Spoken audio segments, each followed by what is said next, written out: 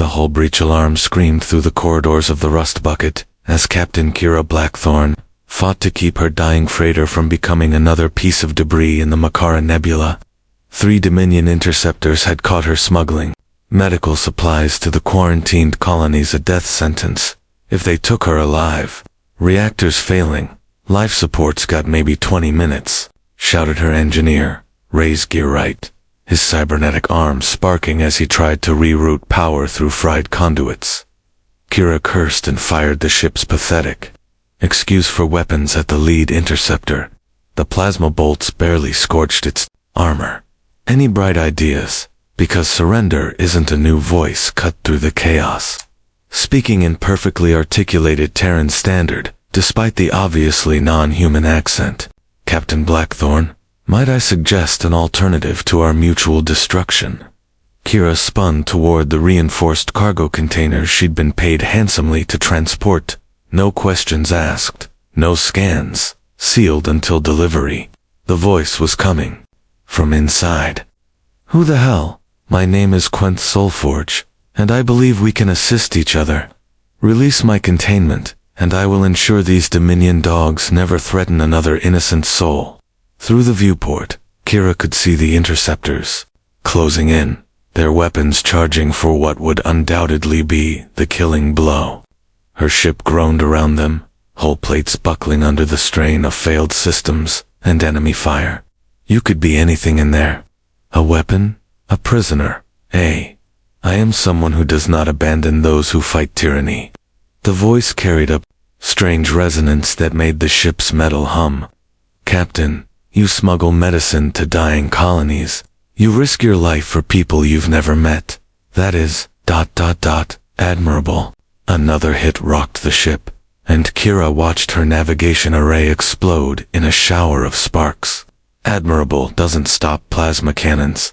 No, but I do. Something in the voice await, a certainty that spoke of power barely contained made Kira's decision. She stumbled across the bucking deck and slammed her palm against the container's emergency release. The being that emerged defied every classification in the xenobiology textbooks. Humanoid but clearly not human, with skin that seemed to shift between deep blue and silver, and eyes that held the depth of black holes. Most striking were the geometric patterns that covered its arms, not tattoos, but something that pulsed with internal light. I am Quenth Soulforge of the Nethys Collective, it said, standing with impossible grace despite the ship's death throes. And I offer you a contract, Captain. Your freedom for mine, your ship's survival for my assistance in your ... charitable endeavors. What kind of assistance? Quenth raised one hand, and the patterns on its skin blazed with brilliant light. The ship's alarms suddenly quieted. The groaning hull fell silent. Through the viewports, Kira could see the 3 interceptors, in space like insects, in amber. I am what your species might call a reality engineer. I reshaped the fundamental forces that govern existence. Quenth's voice carried harmonics that seemed to resonate in Kira's bones. The Dominion imprisoned me because they feared what I represent, the possibility that their subjects might be truly free. Kira stared at the motionless enemy ships, then at her suddenly stable control panels. This is impossible. Impossible is simply another word for untried. Quenth turned to face her fully, and Kira realized she was looking at something that might be older than human civilization. Captain, I propose a partnership. You continue your smuggling operations, bringing hope to the hopeless, medicine to the sick, freedom to the enslaved. I will ensure you have the means to do so on a scale that matters. And what do you get out of it? The satisfaction of watching tyranny crumble. Quenth extended a hand that was definitely not human. Too long, too many joints, but somehow elegant. The Dominion seeks to control through fear and scarcity. We will show them the power of choice and abundance. Through the comm system, confused Dominion voices crackled with panic. Control, our ships have gone dark. No response to any commands. What happened to the freighter? Kira looked at Quenth's extended hand, then at her ship's restored systems. then at the frozen interceptors that had been seconds away from killing them all. Partnership, she said slowly, equals say in operations. No orders, just ... mutual support. Agreed. And no abandoning ship when things get dangerous. Captain Quenth's alien features arranged themselves into what might have been a smile. I have been imprisoned by the Dominion for 73 years. Danger is preferable to captivity. Kira clasped the offered hand. The patterns on Quenth's skin flared brighter, and she felt something change, not just in the ship, but in herself. A connection deeper than words, stronger than any contract. Deal, she said. The 3 interceptors resumed movement, just as the rust bucket vanished into hyperspace, leaving behind only empty void and very confused Dominion pilots. Now then, Captain, Quenth said as they accelerated toward the outer rim. Shall we discuss how to properly equip a vessel for large-scale humanitarian intervention? 3 months after their unlikely partnership began, Kira stood in what had once been the rust bucket's cargo bay and marveled at the impossibilities surrounding her. Where rusted bulkheads had once enclosed a space barely large enough for standard shipping containers, now stretched a vast chamber that somehow existed in dimensions her human brain struggled to process.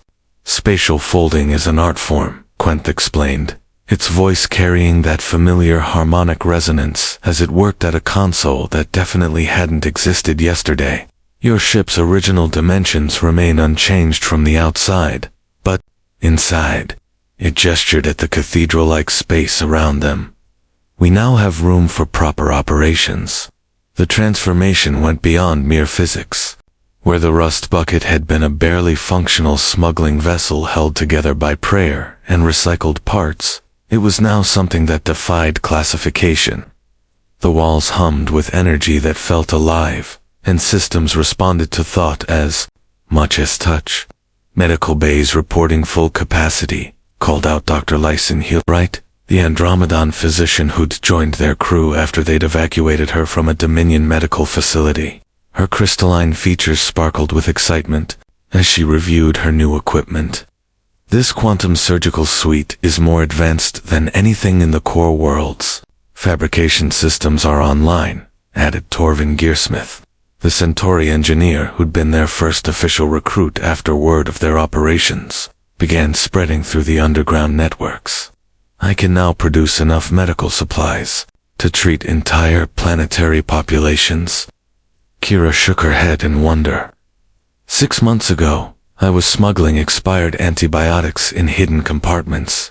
Now we're running a mobile hospital that can treat diseases I can't even pronounce. You underestimate what you accomplished even then, Quenth said, its patterns pulsing with something that might have been pride. Do you know what the survival rate was in the Kepler colonies before you began your supply runs? I don't. 37%. The Dominion's quarantine was designed to let them die slowly, to serve as an example to other worlds that might consider independence. Quenth's voice carried an edge of controlled fury. Your expired antibiotics saved over 2,000 lives, and now we save systems. As if summoned by their conversation, the ship's comm system chimed with an incoming transmission. The holographic display showed a woman whose desperate expression was becoming all too familiar. Another planetary representative, begging for help their government couldn't or wouldn't provide. This is Administrator Vex Starweaver of the Rigel 7 colony cluster. We're broadcasting on all frequencies, hoping someone will hear us. The plague has reached the outer settlements, and the Dominion refuses to lift the trade embargo. We have children dying, and we need.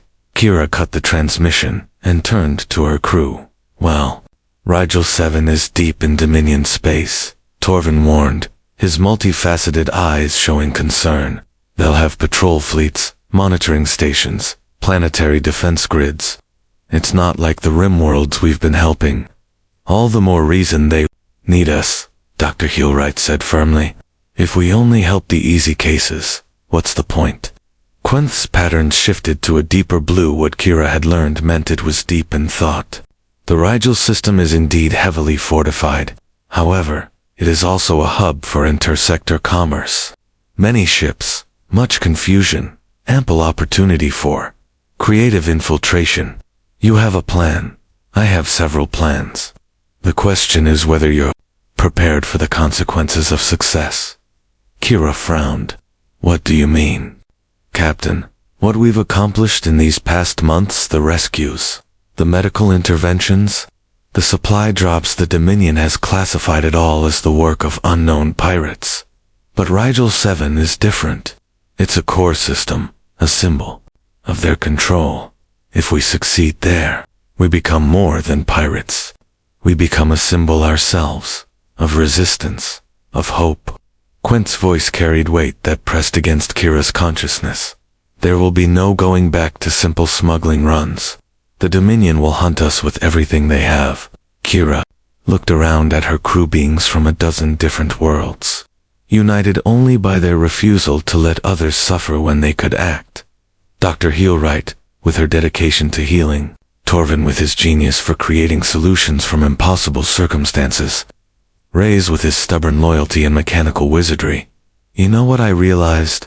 She said finally. That first day, when you asked me to release you from that container, you weren't really asking for a business partnership. No, you were asking if I was ready to change the galaxy.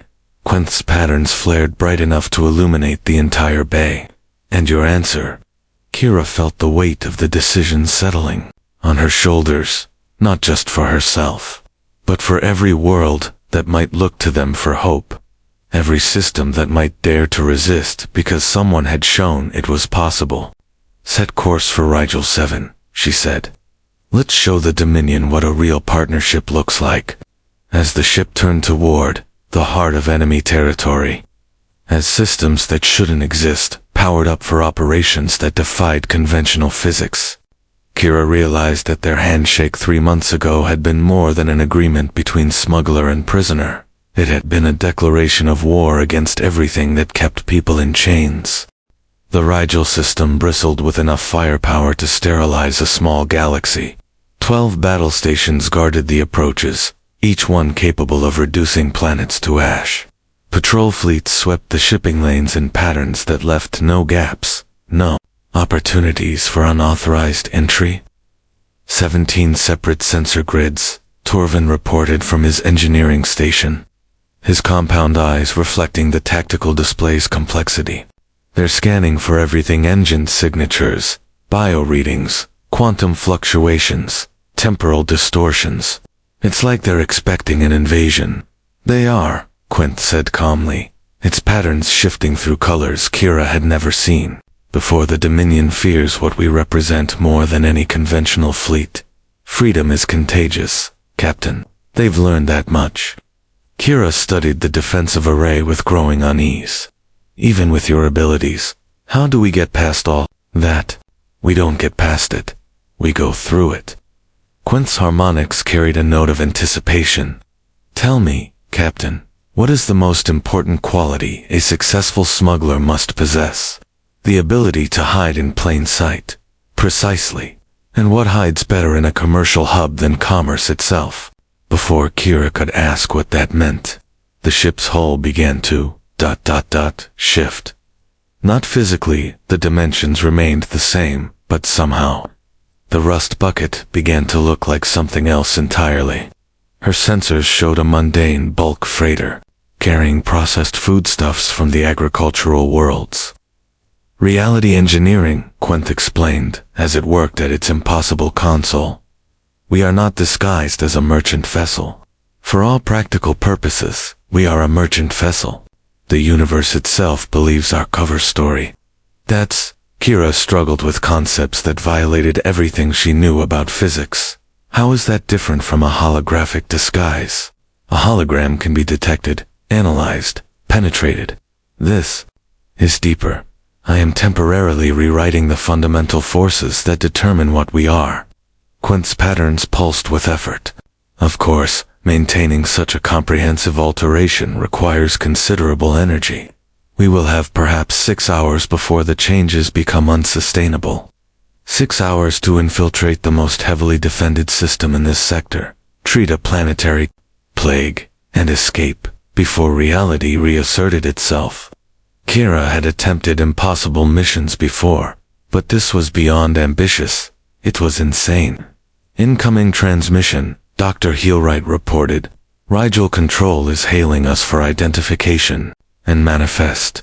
Let me, Quenth said, and suddenly its voice carried the tone and accent of a bored freight captain. Rigel Control. This is the merchant vessel Profit Margin, Captain Vex Goldwright, commanding. Carrying agricultural products for the inner colonies. Manifest code Delta 7. Copy that, Profit Margin. You're cleared for shipping lane 7.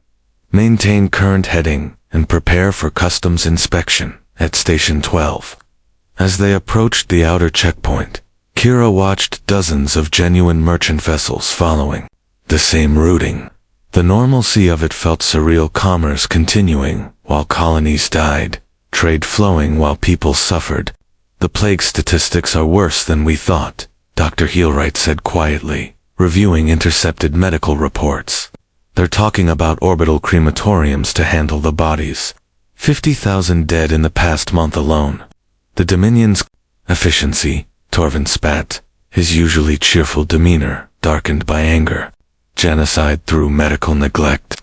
Customs inspection in 15 minutes, Reyes warned from his position at the helm. They're bringing up a full scan team. Quenth's patterns shifted to deep Reddits, species equivalent of intense concentration. Captain, I need you to do something that will seem very strange. When the inspector's bored, treat me as if I were your ship's doctor, not an engineer, not a passenger, a medical officer. Why? Because what we're about to do will require a very specific kind of authorization. The customs team that boarded was exactly what Kira expected: officious, thorough, and completely convinced of their own importance. Their leader, a thin human with the kind of mustache that screamed petty authority, began his inspection with predictable bureaucratic efficiency. Manifest shows processed nutrients and vitamin supplements, he said, scanning their falsified cargo. Seems legitimate. Now, medical clearance for your crew. Dr. Quenth Soulforge, Kira said smoothly, gesturing to her partner. Certified in interspecies medicine, specializing in epidemic control. The inspector's scanner beeped as it read Quenth's perfectly forged credentials. Epidemic control. That's convenient timing, considering the situation planetside. Pure coincidence, Quenth said in its harmless doctor voice. Though if local authorities require consultation, actually, the inspector leaned forward conspiratorially, they might. The situation down there is getting desperate. The medical council is requesting outside expertise, but the bureaucracy, ... double quotes, he shrugged helplessly. I understand, Quenth nodded sympathetically. Perhaps if someone were to request an emergency medical consultation, ... 20 minutes later, they had not only clearance to enter Rigel, the Seventh's atmosphere, but official authorization to deploy humanitarian aid to the affected zones. The inspector had even provided them with approach vectors that would bypass most of the planetary defense grid. How did you know that would work? Kira asked as they descended toward the planet's surface. Humans, Quenth said with something approaching fondness, are remarkably predictable in their desire to help when given the opportunity. That inspector knew people were dying. He just needed someone to give him an excuse to bend the rules. The plague zones were worse than the reports had indicated. Entire cities stood empty, their populations either dead or fled. The surviving settlements were quarantine camps in all but name, sealed off from supplies, medical care, or hope, beginning fabrication of targeted treatments. Dr. Heelwright announced as their ship's impossible medical bay analyzed biological samples. I can have enough doses for the entire affected population within 4 hours. Distribution will be the challenge, Torvin warned. The Dominion has military cordons around every settlement. Quenth's patterns began to glow with determination. Then it's time to demonstrate what real authority looks like. What followed would be remembered as the miracle of Rigel 7, though the survivors would never fully understand how it happened. Quenth had somehow convinced the planetary defense grid that they were an official Dominion medical relief mission, not through deception, but by temporarily making it true. Reality bent around their ship as they approached each quarantine zone, broadcasting credentials that were simultaneously fake and completely authentic. Medical relief convoy approaching settlement 7, Quenth announced over the military frequencies, its voice carrying an authority that brooked no argument. All cordons will stand down for humanitarian operations. The ground forces, already demoralized by months of watching civilians die while following orders to maintain quarantine, offered no resistance. In some cases, they actively helped distribute the treatments Dr. Hellwright's fabrication systems produced in impossible quantities. "This is incredible," breathed Lieutenant Commander Hayes, the ranking Dominion officer at Settlement 7, as he watched plague victims recover within hours of treatment. "Where did you get these medicines? They're more effective than anything in our medical databases." "Advanced synthesis techniques," Dr. Heelwright replied smoothly, while behind her, the ship's reality-warped production systems created compounds that shouldn't have been possible to manufacture outside of Core World facilities. Kira watched the miracle unfold with growing unease. Not because it wasn't working, it was working beyond their wildest expectations. Every settlement they visited, every quarantine zone they entered, the plague retreated before their treatments like darkness before dawn. But miracles, she was learning, came with a price. "Captain," Reyes warned over their private comm channel, "I'm picking up massive energy spikes from Quenth's systems. Whatever it's doing to maintain these reality alterations, it's pushing itself to the breaking point." Kira found Quenth in what had once been the ship's simple engine room, now transformed into something that resembled a cathedral crossed with a computer core. The being stood at the center of a complex array of crystalline structures, its patterns blazing so brightly they hurt to look at directly. "The strain is considerable," Quenth admitted, its voice carrying harmonics of exhaustion, maintaining multiple reality matrices across an entire planetary system. "It requires resources I'm not certain I possess. How long can you hold it?" "Long enough." Quenth's patterns shifted to colors Kira had learned meant determination mixed with something approaching peace. "The treatments will be distributed within the hour. The plague will be ended. That is what matters. And then we discover whether I have miscalculated the energetic requirements." The words hit Kira like a physical blow. "You're dying. I am expending myself to save others. There is a difference." "Not to me, there isn't." Kira moved closer, though the energy radiating from Quenth's position made her skin tingle unpleasantly. "We're partners. That means we don't sacrifice ourselves without consulting each other." "Captain, no." Her voice carried the authority she'd learned, commanding desperate crews through impossible situations. "Find another way. Use the ship's power. Use my power. Use whatever you need. But don't you dare die on me after everything we've built together." Quenth's patterns flickered, showing something that might have been surprise. "Your power. We shook hands 3 months ago. You said it created a connection, so use it. The neural pathways between human and Nethi's consciousness are ... incompatible. The process could destroy your mind. Could, not, would." Kira stepped closer, feeling the energy field around Quenth like pressure against her thoughts. "I trust you. More importantly, I trust us. Together." For a moment that stretched like eternity, Quenth stared at her with those impossible deep space eyes. Then its patterns shifted to something Kira had never seen before, hope mixed with terror and determination. "Very well, but Captain, ... if this goes wrong, ... it won't." Kira reached out her hand, the same gesture that had started their partnership. "We don't fail each other. That's what makes us different from them." When their hands touched, reality exploded. Kira felt her consciousness expand beyond the boundaries of her skull.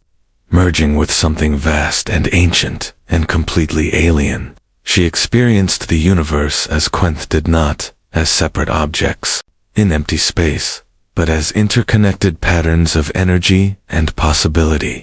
She felt the plague as a discordant note in the symphony of life, felt their treatments as harmony being restored, and she felt the incredible strain of maintaining multiple reality alterations across an entire star system. Together, she thought, Sang declared, pouring her human stubbornness and refusal to accept defeat into the connection. Together, Quenth agreed, and suddenly the burden was shared. The final settlement received its treatments as the local sunset, painting the sky in colors that seemed more vivid than before. The plague was ended. The quarantine would be lifted. Hundreds of thousands of lives had been saved as they lifted off from Rigel VII's surface. As the reality alterations finally collapsed and they became simply the rust bucket again, Kira felt something fundamental had changed between her and Quenth. The connection remained, not the overwhelming merger of the crisis moment, but something deeper than partnership. Incoming transmission, Dr. Heelwright reported. It's Administrator Starweaver. The hologram showed a woman transformed from the desperate plea they'd received days before. Behind her, Kira could see people moving freely, families reunited, communities celebrating. I don't know who you are, Starweaver said, tears streaming down her face. The official reports will say it was a Dominion medical relief mission, but we know better. Someone risked everything to save us. Someone showed us that we're not forgotten. Thank you, she whispered, for proving that miracles are still possible.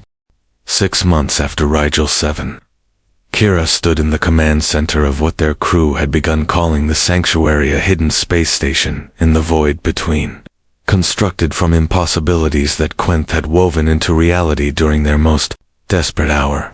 Around her, holographic displays showed a web of connections that spanned half the galaxy.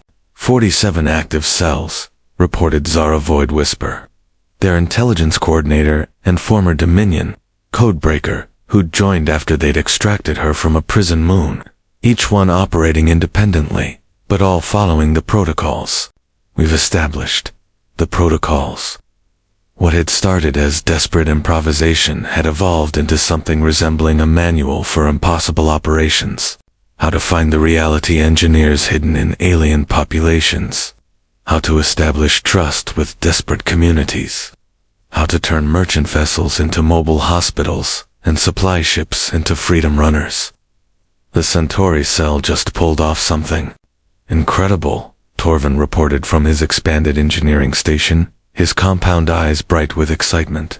They've figured out how to mass-produce the quantum fabricators. Every ship in their group can now manufacture advanced medical supplies, and the Andromedan network has cracked the Dominion's communication codes, Dr. Heelwright added. They're intercepting distress calls before the authorities can suppress them. Kira nodded, but her attention was on the figure standing before the central display. Quenth. Its patterns more complex now, more vibrant, somehow more real than when she'd first met it. The connection they'd forged during the Rigel crisis had changed them both in ways they were still discovering. What troubles you? Quenth asked, its harmonics carrying the concern that had become as familiar as her own heartbeat. The success, she admitted. Look at this. She gestured at the displays showing successful operations across dozens of systems. We're saving more lives in a month than I saved in years of smuggling.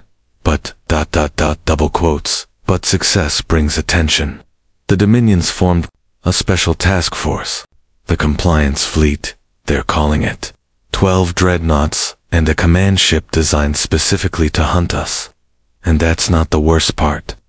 Quenth's patterns shifted to attentive blue. No, they've got a Nethes advisor. The silence that followed was profound. Everyone in the command center, human, Andromedan, Centauri, and others understood what that meant. Another reality engineer, working for the enemy. Vorthok Chainbinder, Quenth said finally, its voice carrying harmonics of old pain. I wondered when he would emerge from the shadows. You know him. We were colleagues once. Before the Dominion. Before ... Quenth's patterns flickered through colors that spoke of memory and regret. He believes that order must be imposed, that freedom leads only to chaos. He joined the Dominion willingly, became their tool for suppressing what he saw as dangerous chaos. Can you beat him? In direct confrontation? Unknown.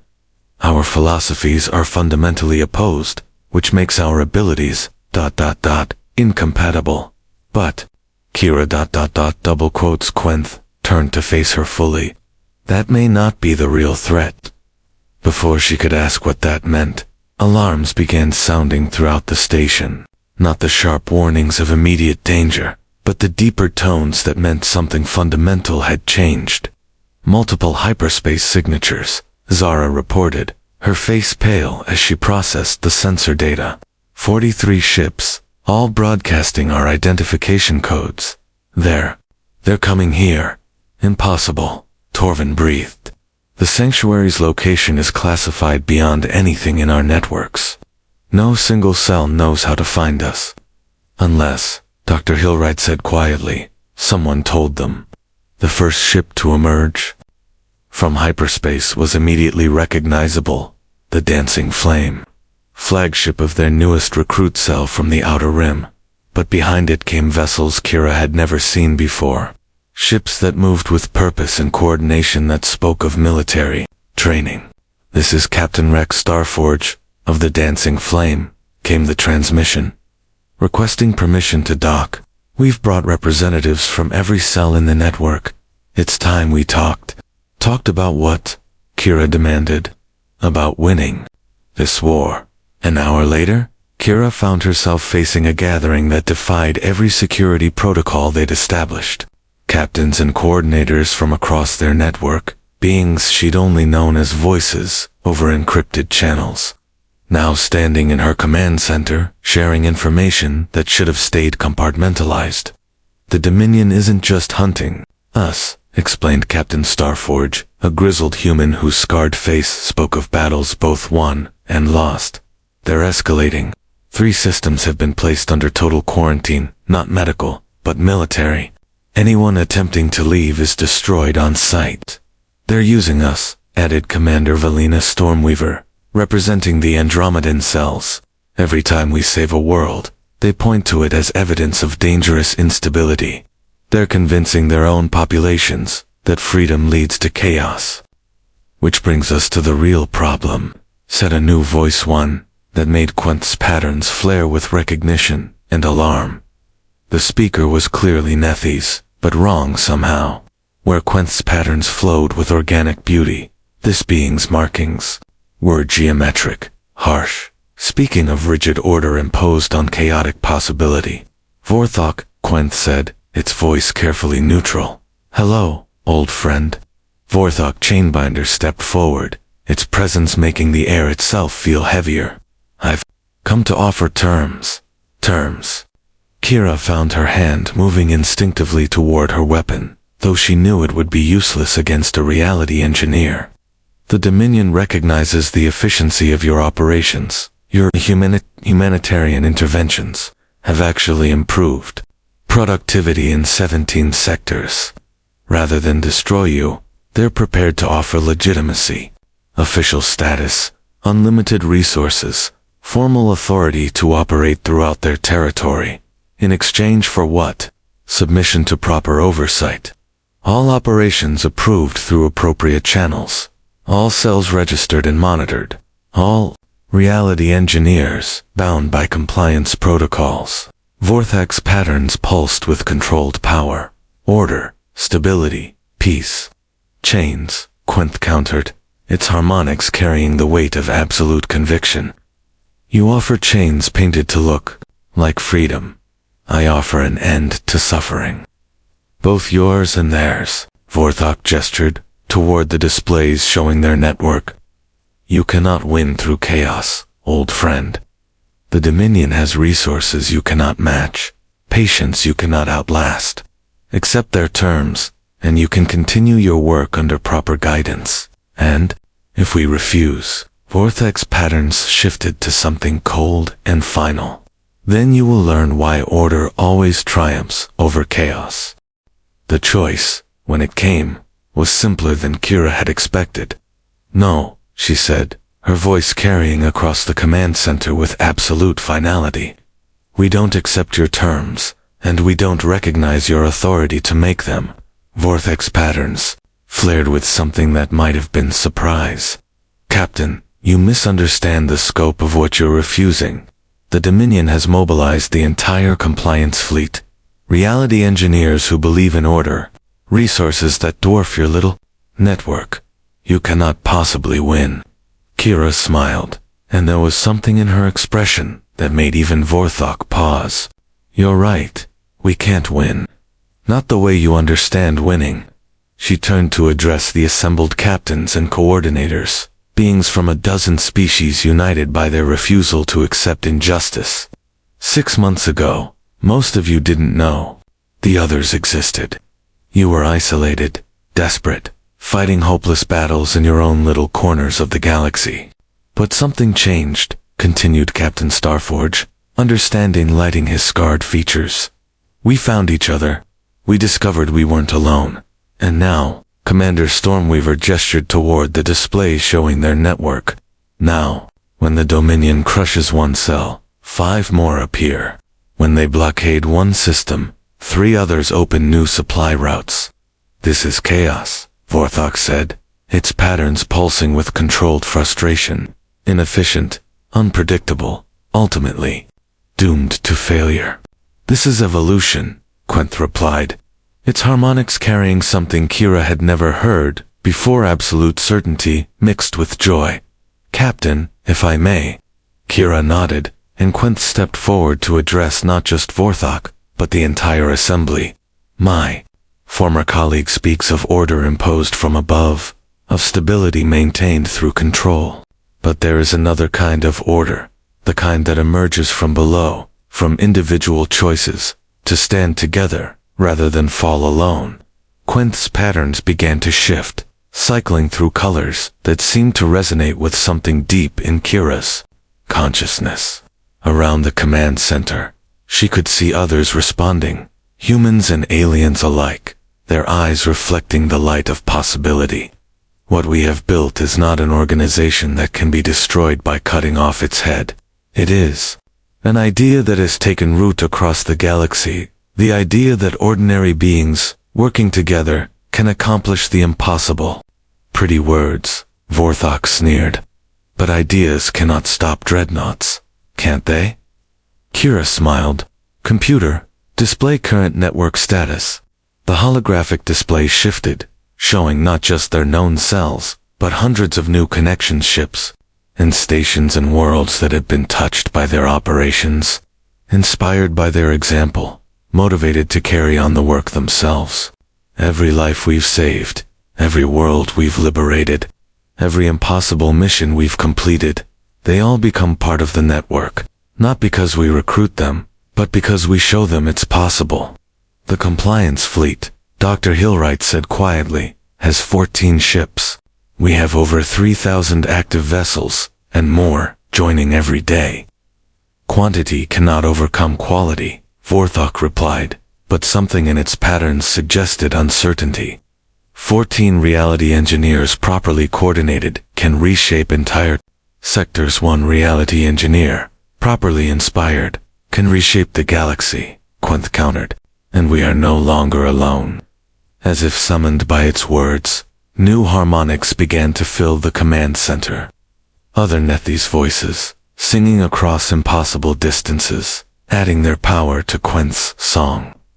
But more than that, human voices, alien voices, the crews of ships across the network adding their own contributions to the symphony. This is impossible, Vorthok breathed, its rigid patterns beginning to waver, as the song touched even its consciousness. Nethys' abilities don't work this way. Reality engineering requires individual control. Precise manipulation. It requires connection, Kira said, stepping forward to take Quenth's hand. The moment their skin touched, the symphony exploded across the galaxy. What happened next would be studied by xenobiologists and philosophers for generations. Somehow, the bond between human adaptability and Nethi's harmony had created something unprecedented, a form of reality. Engineering that grew stronger through cooperation rather than control. Across the network, impossible things began to happen.